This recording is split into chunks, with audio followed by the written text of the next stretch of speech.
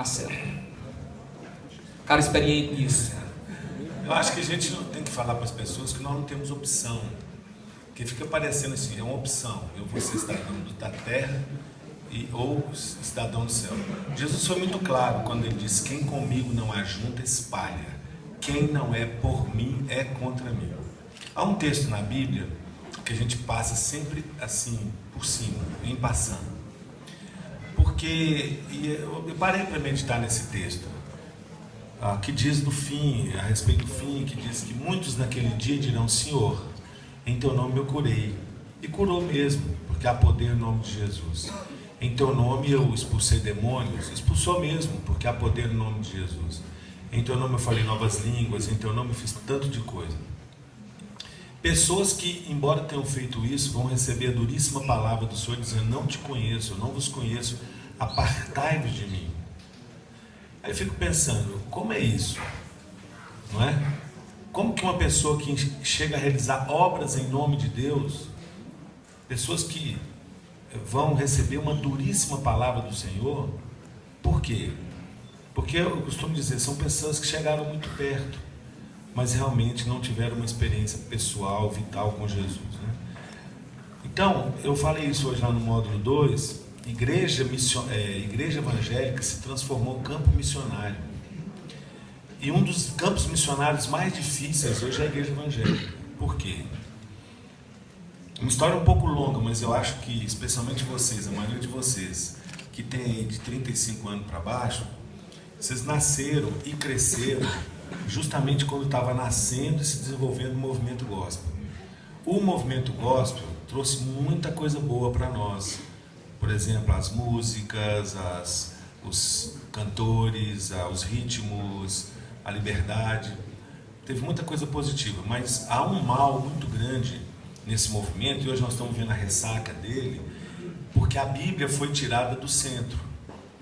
E a fé vem pelo ouvir e o ouvir da palavra. Então, nós ainda estamos vivendo debaixo da ditadura do louvor comercial, né? Então, eu até brinquei lá do Paulinho que fala tem dois tipos de culto. Tem o Mac Culto Feliz, que é muita música, pouca palavra, e o Super Big Mac Culto Feliz, que é só música, sem palavra. E então, com isso criou-se uma geração que conhece Deus de ouvir falar, mas não conhece a Deus pessoalmente.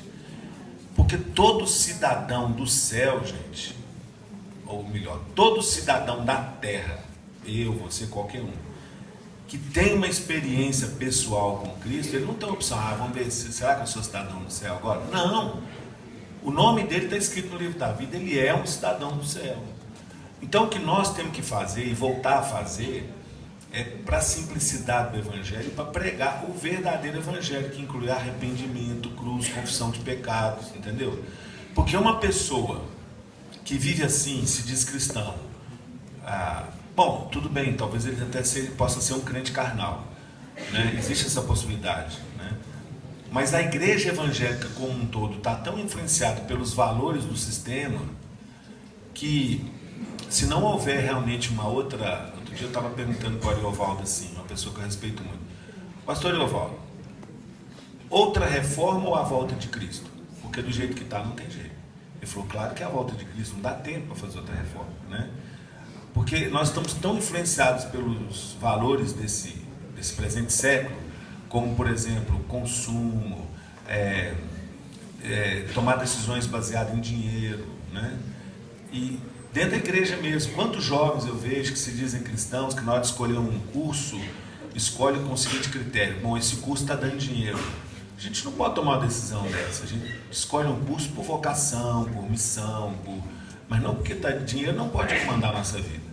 Então, por exemplo, o que eu tenho feito na minha própria vida, e como pastor de igreja, falado, insistido.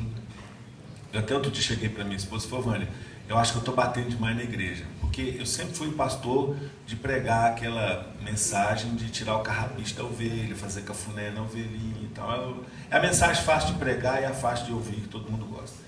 Mas de uns tempos para cá, talvez porque eu fui realmente estudar o Apocalipse, tomei umas decisões pessoais assim, na minha própria vida, eu tenho chegado para a igreja e falado muito duro do que significa ser um seguidor de Cristo. Então a pessoa tosse, a pessoa espirra, a pessoa vai para casa, é um dilema todo dia, mas é uma crise boa, porque nos aproxima mais de Deus. Acho que nós não temos outra saída. Nós temos que falar para as pessoas sobre o verdadeiro evangelho, o que nós não temos feito, não tem sido pregado. Por exemplo, qual foi a última vez que você ouviu a mensagem sobre a volta de Cristo? Não se fala sobre a volta de Cristo. E nós temos que pregar sobre a volta de Cristo, que o Senhor está voltando, que o tempo se aproxima, e quase que dá uma sacudida nessas pessoas, dizendo: oh, acorda, isso não é evangelho, velho. Isso não é evangelho. Evangelho significa outra coisa. Deus não nos chamou, o Senhor não nos chamou para sermos protestantes, evangélicos, gospel, cristão. O Senhor nos chamou para sermos seguidores, discípulos. Tome cada dia sua cruz e siga-me, se alguém quiser vir após mim. Então, eu acho que falta isso, sabe? Mais ou menos assim a teologia do Che Guevara: ai que endurecer sem perder a ternura. Tem que realmente falar sobre o evangelho. Se você está convivendo com uma pessoa assim, ou amigos de igreja, ou no trabalho, ou na escola, se você fez essa pergunta, porque você está tendo esse tipo de, né, às vezes no seu trabalho tem um colega lá de trabalho, na escola, né, que você vê que você tem que falar com ele, especialmente com ele que já conhece alguma coisa da palavra, sobre o que significa ser um seguidor de Jesus Cristo. Agora, essa mensagem, eu estava até conversando com uma pessoa que é líder lá na igreja também. Por que a igreja tem uma dificuldade enorme de crescer? Porque não é uma mensagem que agrada. Eu falei assim, eu sei qual é a receita para a nossa igreja sair de 80 para 1000 membros rapidinho, mas não vou fazer isso, porque esse tipo de mensagem que fala de cruz, de arrependimento, de compromisso, isso não faz sucesso de jeito nenhum. Dura esse discurso, quem pode suportar? Mas não tem outro caminho, minha irmã. O evangelho é o poder de Deus para desfazer todo sofisma, toda mentira e acordar essas pessoas. E é bonito, gente, é bonito. Eu falava isso com a Vânia lá, a gente está insistindo muito nesse tema. É bonito a gente ver pessoas assim, realmente tomando decisões por causa do chamado, da missão. Fica legal, sabe? Você vê que a pessoa está realmente entendendo o que é, qual é a proposta de Jesus. Beleza, deixa eu só... 2 minutinhos de intervalo aqui, fechando com... Eu queria só dar uma contribuição aqui, aquilo que o Marcelo falou, muito bem dito, com relação ao Evangelho. Paulo, em Colossenses 1,13, ele fala assim: e ele nos libertou do império das trevas e nos transportou para o reino do Filho do seu amor, ou para o reino do seu Filho amado. Então, o Evangelho, ele faz 2 coisas na vida da gente. Ele nos liberta e ele nos transfere de reino. Ele nos transfere de ambiente. Ok? Eu acho que muitas situações como essa, né, colocada, é que a gente tem que falar isso para o sujeito. Porque ele fala: não, Jesus me libertou, me salvou. Meu amigo, se ele te salvou, então ele te transferiu de ambientes. Ele te transferiu de reinos. Você não vive mais no reino das trevas. Jesus não libertou você para você agora viver saltitante, alegre e feliz no reino das trevas, fazendo o que você quer aqui. E depois, quando você morrer, você vai para o céu.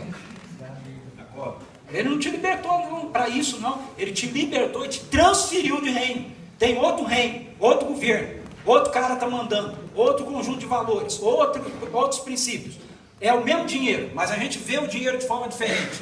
Mesmo carro, mas a gente vê carro de forma diferente. Casa do mesmo jeito que todo mundo casa, mas o casamento é diferente. Por quê? É outro reino. Eu acho que hoje em dia tem havido essa confusão com relação ao Evangelho, porque a pessoa está só com a parte que Jesus me libertou. Jesus me libertou, então agora eu posso viver, fazer o que eu bem entender, que está tudo certo, porque Jesus me libertou, eu vou para o céu. Mas o Jesus que te libertou te transferiu de reino também. Agora, a gente vai de música.